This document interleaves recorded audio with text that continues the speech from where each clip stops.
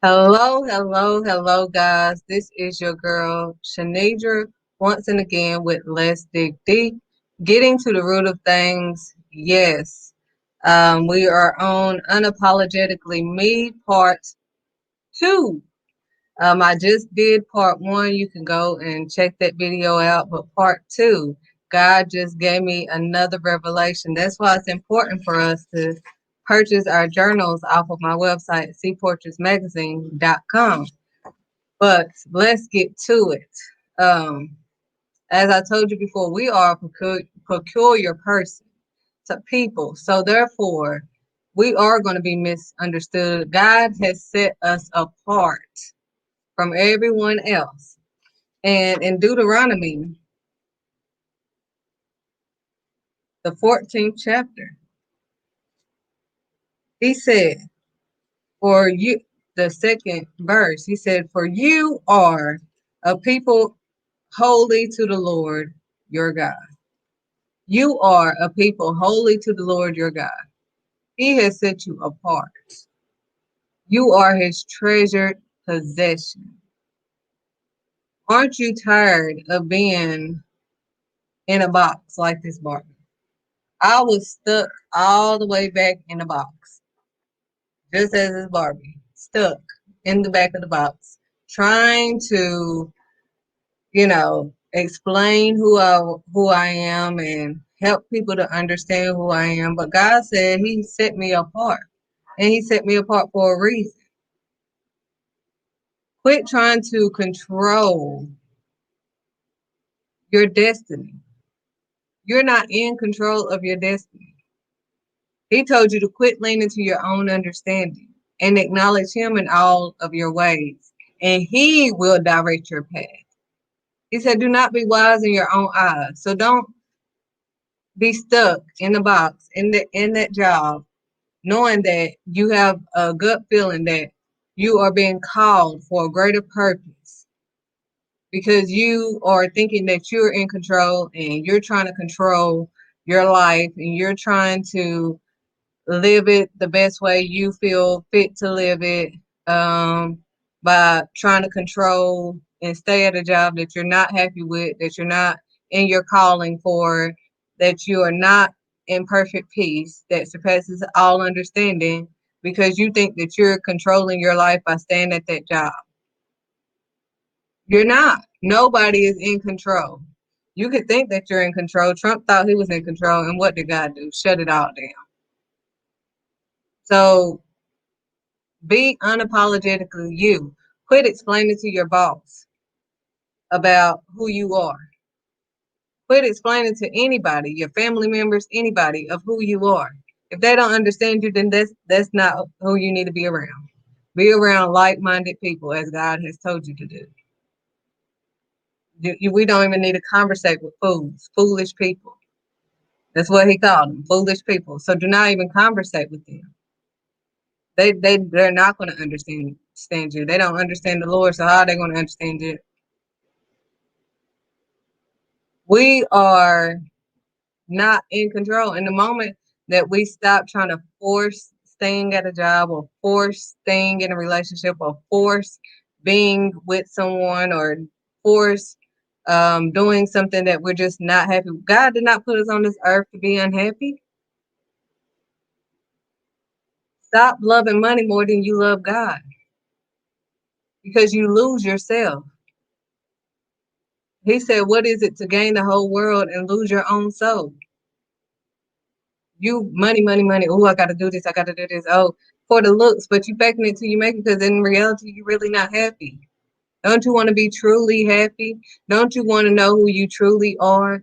God tells you in His Word who you truly are, and once you find out who you truly are, you won't accept anybody, anything else, because you'll be walking in who you are, who God says you are. See, a lot of people, your jobs, your family, your friends, your associates, they tell you who you're not. God specifically tell you who you are. He wants you to be prosperous. Just like we tell our kids, He disciplines those whom He loves.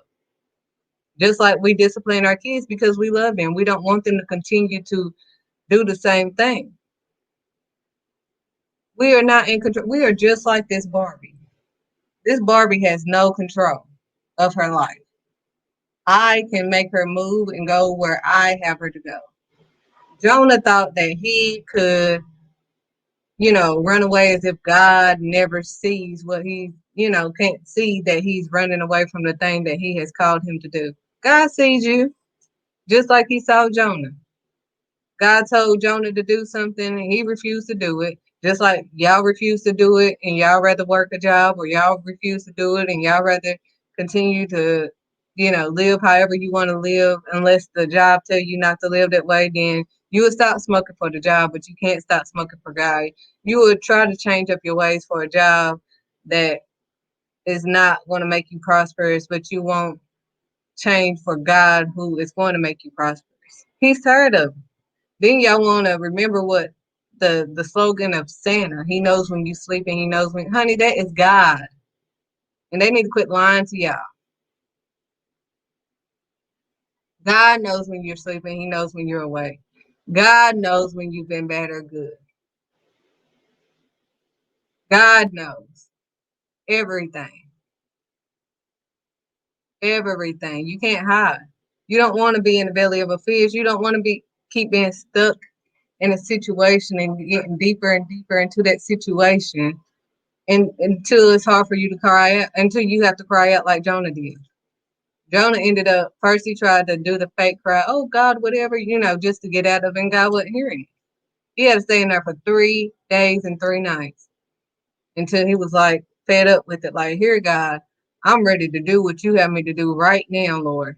And as soon as God allowed that fish to cop him, throw him out, what did he do? Exactly what God had called him to do. He didn't have to go through all of that. He could have just did exactly what God told him to do, the way that God told him to do it.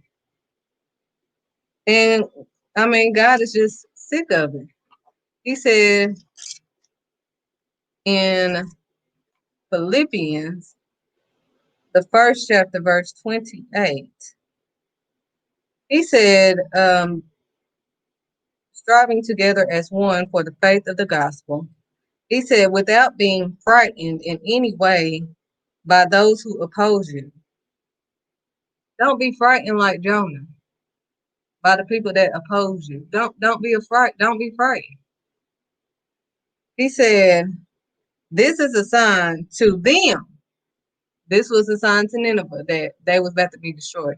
He said, this is a sign to them that they will be destroyed, but you will be saved. So if you do the things that God has called you to do, you will be saved, but they will be destroyed. He said, don't worry about it. Don't be frightened. He will fight your battles. What you scared for? In First Peter, the second chapter, verse 9, he said, you are a chosen people, a royal priesthood. This is what God says you are. A holy nation, God's special possession, that you may declare the praises of him who called you out of darkness into the wonderful light. He called you out of darkness into the wonderful light. So the least you can do is just do what he asked you to do. And just like Santa, oh, you know how kids would do, no, don't just do it for the gifts that he's going to give you, that he promised to give you. Do it because you love him, because you honor him. He loves you. Jonah could have died. He could have God could have immediately just let him die, killed him. As soon as they threw him over the boat, that could have been the end of Jonah. But God allowed him to repent, just like he allowed Nineveh to repent, and he did not destroy them because they repented, they changed their ways, and everything was good. And that's all God, he's just wanting you to repent, change your ways, be unapologetically you. You don't have to explain yourself. You don't have to worry about your adversaries. You don't have to worry about anybody. Don't let that stop you from being who God has called you to be. Be unapologetically you. Don't be like everybody else, because that's not what he called you to do. He separated you. He set you apart from everybody else. So thanks again, guys. That was part 2. Let's dig deep.